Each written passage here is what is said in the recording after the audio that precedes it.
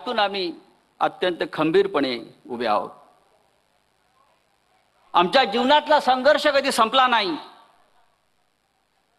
संघर्ष आमचा ऑक्सिजन आहे, संघर्ष आमचा प्राणवायू आहे. याचं कारण असं आहे, हा पक्ष भ्रष्टाचाराच्या आणि ठेकेदारांच्या पैशावर उभा राहिला नाही, तर शिवसैनिकांच्या रक्तावर, घामावर आणि संघर्षावर उभा राहिलेला आहे. गेल्या 4 वर्षात काय कमी संकट आली, पण असंख्य संकट आली. गेल्या 59 वर्षात, 60 वर्षामध्ये शिवसेना प्रमुखांच्या डोळ्यासमोर त्याने घडवलेली माणसं सोडून गेली. माननीय उद्धव साहेबांनी ज्याला मोठी मोठी पदं दिली ते सोडून गेले. माननीय बाळासाहेब असतील, माननीय उद्धवजी असतील. मी नेहमी सांगतो, आपण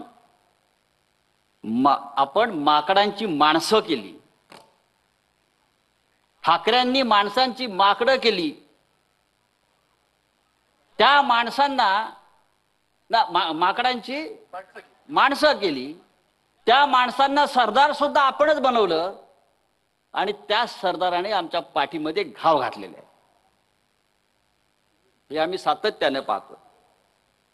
आणि इतक्या हल्ल्यानंतर सुद्धा ही शिवसेना कधी झोपली नाही, वाकली नाही, कुणाच्या चरणाशी बसली नाही. नाहीतर या भूतलावरती असे अनेक नेते 56 इंच छातीवाले, एक ट्रम्पचा फोन येतो आणि सरेंडर होतात. आमच्यावर सुद्धा, माननीय उद्धव साहेबांवर सुद्धा, आमच्या नेत्यांवर सुद्धा असे अनेक फोन, असे अनेक दबाव आमच्याकडे आले, पण आम्ही झुकलो. सरेंडर होने का काम नरेंद्र और देवेंद्र का है, हमारा नहीं. हम लड़ने वाले लोग हैं. या देशात काय चाललंय? भारतासारख्या महान देशात जो काश्मीर आपला एक महत्वाचा आमचं अंग आहे देशाचं, महाराष्ट्रासह देशातले असंख्य पर्यटक जातात पहलगावमध्ये. तिथे 4 अज्ञात लोक शस्त्र घेऊन येतात, बंदुका घेऊन येतात, धर्म विचारतात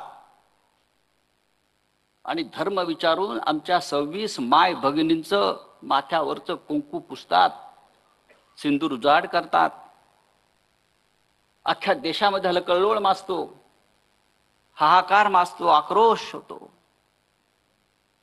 पण त्या पहलगावच्या हल्ल्याला 2 महिने होऊन गेले तरी त्या 4 अतिरेक्यांचा शोध हे 56 इंचाचं सरकार घेऊ शकलं नाही. कुठे गेले ते 4 अतिरेकी? कुठे गेले ते 4 दहशतवादी? तुम्ही पाकिस्तानवरती बॉम्ब टाकलात, मिसाईल टाकलं, सगळं केलं, दाखवलं, मग माघार घेतली. पण मुख्य प्रश्न कायम आहे.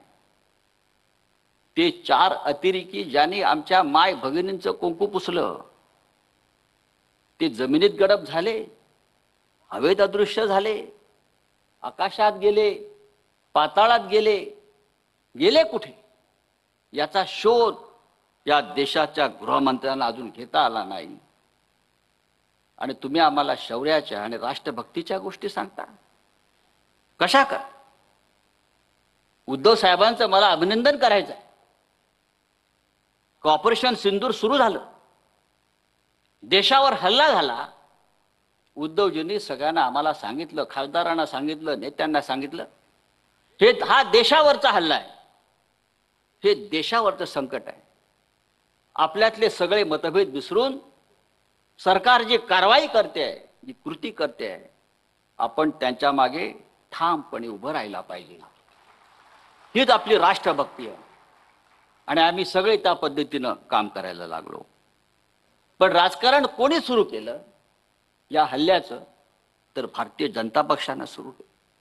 ऑपरेशन सिंदूरच्या नावाखाली आज मतं मागितली जात आहेत. ही आमच्या माय भगिनींचा पुसलेला कुंकवाचा अपमान आहे. मी आपल्याला सांगतो, आम्हाला असं वाटलं की मोदींनी आता लढण्याची जी सुरुवात केली आहे पाकिस्तान बरोबर, आता पाकिस्तानचे 4 तुकडे करूनच आमचं सैन्य मागे येईल. आता इस्लामाबाद, कराची, लाहोर, बलुचिस्तानवरती तिरंगा फडकवून आमचं सरकार मागे येईल. पाकिस्तानातील सगळे दहशतवादी अड्डे उद्ध्वस्त करून आमचं सरकार, आमचं सैन्य मागे येईल, शांत राहील. पण काय दुर्दैव या देशाचं. आमचं सैन्य आक्रमण पुढे पुढे जात असताना, हवाई दल हल्ले करत असताना अमेरिकेतून एक फोन येतो प्रेसिडेंट ट्रम्पचा, आणि त्या एका फोन नंतर हा भारत दहशतवादाविरुद्धची लढाई थांबवतो आणि माघार घेतो. आणि ही माघार का घेतली हे नरेंद्र मोदी आजही आम्हाला सांगू शकलेले नाही. आणि आज तेच प्रेसिडेंट ट्रम्प पाकिस्तानच्या लष्कर प्रमुखाला त्याच्या व्हाईट हाऊसमध्ये जेवायला बोलवतात, डिनरला बोलवतात आणि बोलतात, आय लव्ह पाकिस्तान. हे नरेंद्र मोदींचे मित्र.